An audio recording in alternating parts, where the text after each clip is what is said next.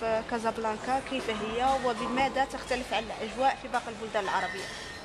بصي، هي كازابلانكا انا اول مره اجي كازابلانكا.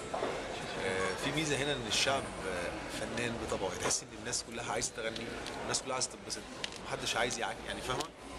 يعني يمكن احنا ساعات لما بنروح بلاد تانية عشان نعمل الكاستنج بتلاقي في ممكن تحصل مشاكل بين الناس اجريسيف شويه. هنا الناس لا، ناس فريندلي جدا، ناس مبسوطه وكده فاهمه. وفي حاجه كمان ميزه ان هم عندهم ثقه في نفسهم، احنا جامدين يعني، عارفه الاحساس ده يعني فاهمه. فانا اتبسطت بالكاستنج جدا جدا يعني، وان شاء الله يا رب يبقى العرب ايدل من هنا كمان السنه دي.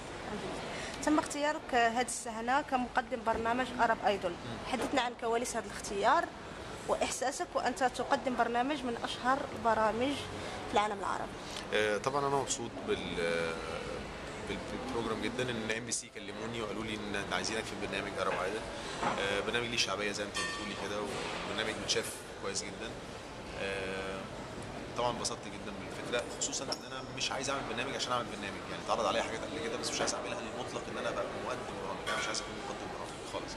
بس هي الفكره ان البرنامج ده عنده مصداقيه، بلس ان انا برنامج في تخصصي، انا اصلا خريج كونسرفتوار، فالموضوع المزيكا ومغني، فالموضوع فكره الغنى جوايا، فبرنامج اغاني اكيد هيبقى هعرف اتكلم فيه يعني. بلس كمان ان البرنامج الفورمات بتاعته كفورمات فيها سبيس ان انا اعرف اقدم شخصيتي انا شخصيا. فحسيت ان دي حاجه حلوه، ان الناس دايما بتشوفني يا اما على الستيج بغني، يا اما مثلا في كليب بغني، او في فيلم او في مسلسل بتقمص شخصيه حد تاني. لكن فكره ان انا اطلع بشخصيتي واتكلم بطريقتي وعندي المشاهدين دول، فدي حاجه كويسه يعني.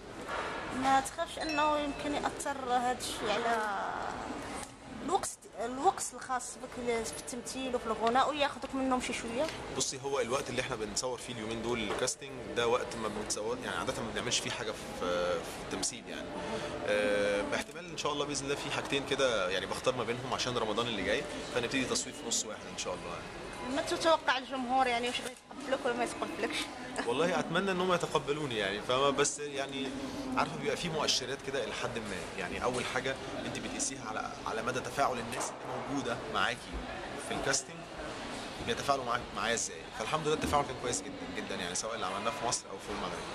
في مصر يعني في الاقصر واسكندريه وفي القاهره وفي كازابلانكا. التفاعل كان كويس جدا مع الجمهور.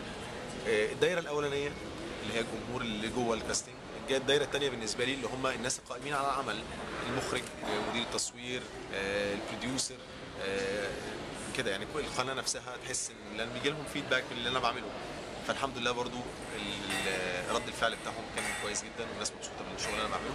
اتمنى بقى السيركل الاكبر اللي هي الجمهور اللي بيتفرج في التلفزيون في البيت يحسوا الاحساس ده.